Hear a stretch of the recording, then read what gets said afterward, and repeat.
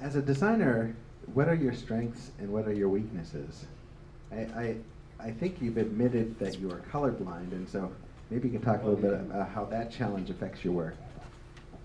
Well, Kathleen let everybody know. I was trying to keep that a secret, especially showing some clients in the room. But yeah, this is a T-shirt I have from Threadless. Can everyone make this out? Yeah, at all. Yeah, maybe it's the color on the projection, but it's supposed to be I Heart Color. I can't see it at all. But so this is the color blindness test they give you, and you know, I'm red-green colorblind, and any weird colors I just can't tell. So color palettes, not my thing.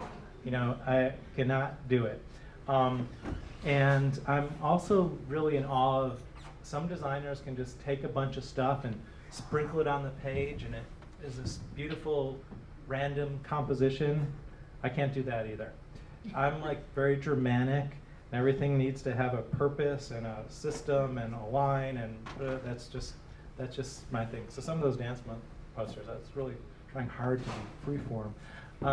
But you know, so I think, you know, definitely, you know, those, it's good to recognize your weaknesses, and you know, you kind of get other people in and kind of, you know, ask for their advice. I think I am good at kind of this big picture thing of kind of seeing all the moving parts and big brand identities where there's like a lot of different things you have to deal with. But yeah, color, nah. Sorry, can't do it. Fritz, you have a bit of a reputation as an uncompromising, very opinionated designer. Is that a fair assessment? And if so, has it worked for you? I'm still waiting to figure out if it's ever going to work for me. Now I have this theory, and you may have heard this before, but you don't go to the doctor and ask for 3 options. Doctor, I have this problem. Can you just give me 3 drugs and I'll take whichever one I like? So I totally don't believe in giving a client, like, here's, you know, the conservative option. Here's the, you know, there's one that works. And so, you know, some people would call that uncompromising, but other people would call that kind of smart. Like, we're going to you because you're the expert, and we're experts at what we do, and you're experts at what you do, and tell us what we should do.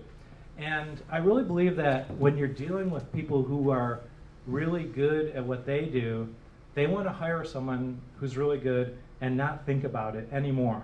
Like, you're the best, you do it, come back to us when it's done. And when we do deal with people like that, you know, who are really confident and smart and top of their field, that's how they want to work.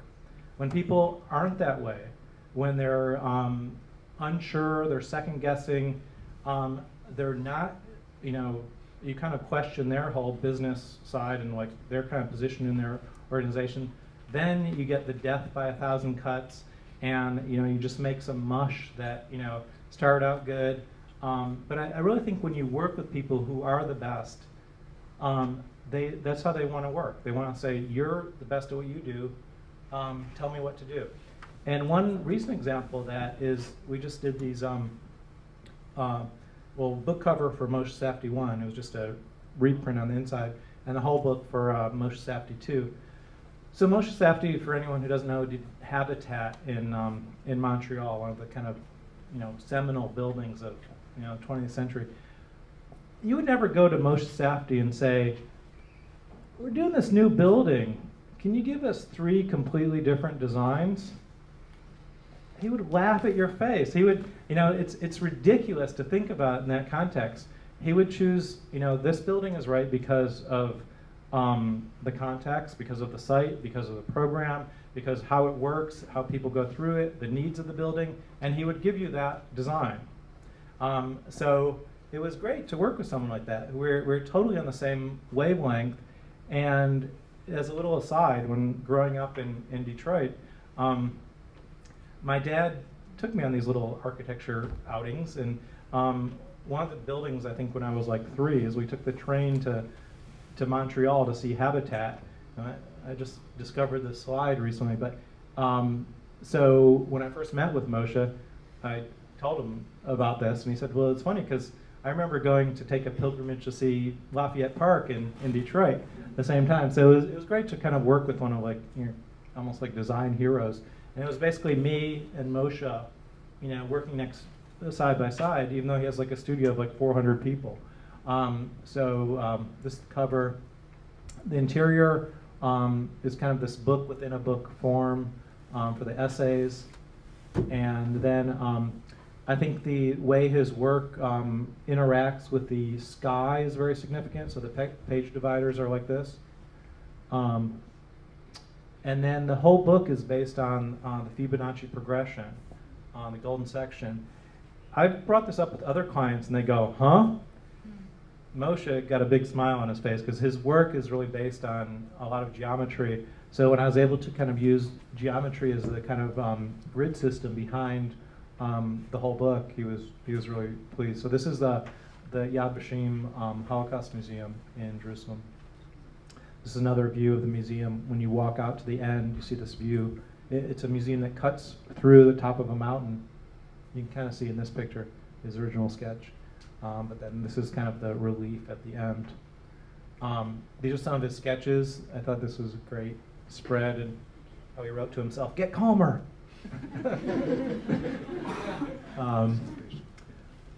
Even something like the ATF headquarters in Washington can be beautiful.